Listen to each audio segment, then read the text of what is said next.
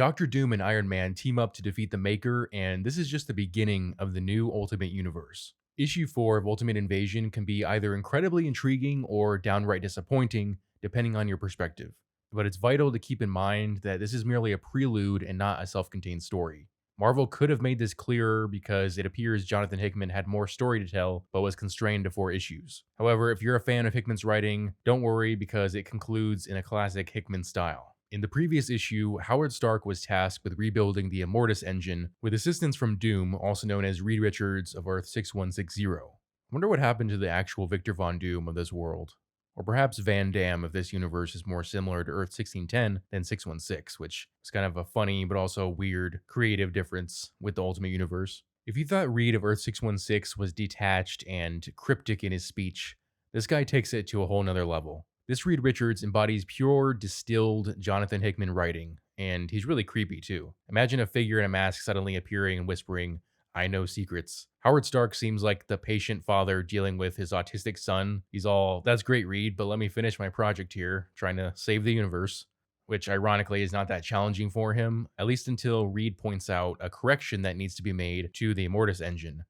Which raises a question: why didn't this version of Reed rebuild the Immortus engine?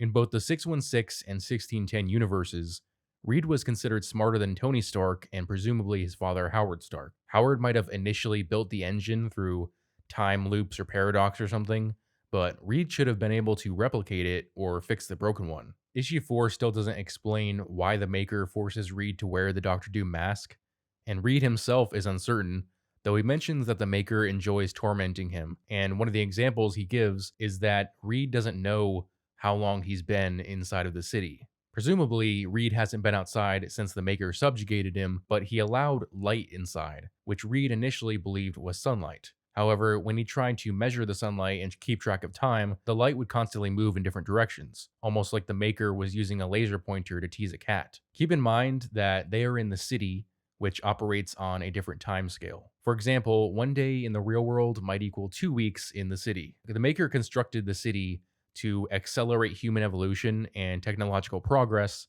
resulting in the children of tomorrow. Therefore, it's impossible to determine how long Doom/Reed has been trapped here. Side note, I noticed something odd about Howard Stark's appearance in this issue.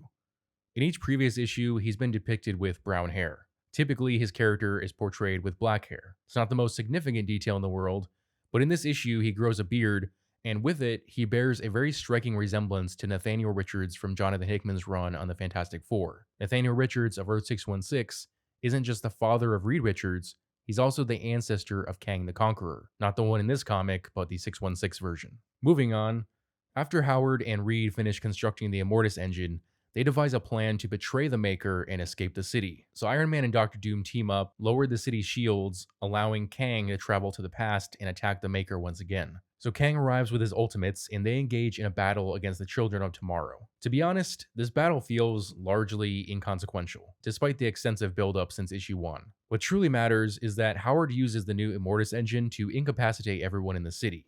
Whether he kills them, knocks them out cold, or stops time is unclear to me based on the artwork. After the blast, Howard removes Kang's mask and appears disappointed. Meanwhile, Doom had set a timer, presumably to lock or trap the city in time, though the details remain somewhat unclear. However, it seems like the Illuminati believe that they won't encounter the Maker for a while, and with the North American Union lacking a head of state, they decide to divide it amongst themselves, setting the stage for a significant ongoing plotline in the new Ultimate Universe.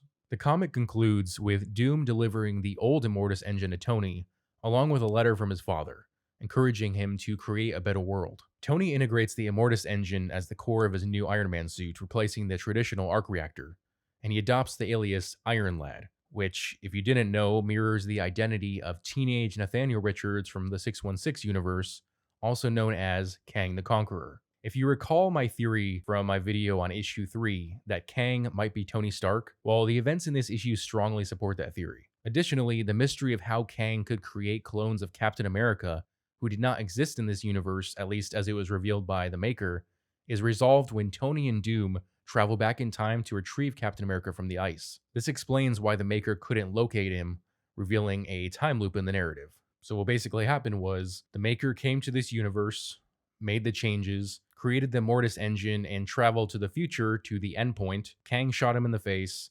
The Maker went back in time. He forgot how to fix the Immortus engine, enlisted Howard Stark's aid. Howard Stark led to the face-off between Kang and the Maker once again, and had Doom pass on the Immortus engine to Tony Stark. Tony Stark uses the Immortus engine, goes back in time, and takes Captain America, which is why the Maker doesn't see him when he goes back in time to try and stop Captain America from being unfrozen from the ice. However, it is worth considering an alternative possibility, that the Kang we witnessed may have been Howard Stark. This speculation is based on Howard's comment about seeing himself and his defeated expression when Kang's true identity is revealed. Though it's uncertain whether he would have handed Tony the Immortus engine and encouraged him to win if he knew Tony would become Kang. This revelation will definitely shape the direction of the story going forward, whether Tony will return to his time with Captain America to form the Ultimates, or attempt to undo the Maker's alterations and reset the universe. The fact that Jonathan Hickman is writing an Ultimate Spider-Man comic suggests the latter option. Currently, Peter Parker is not Spider-Man, thanks to the Maker's interference with the spider bite.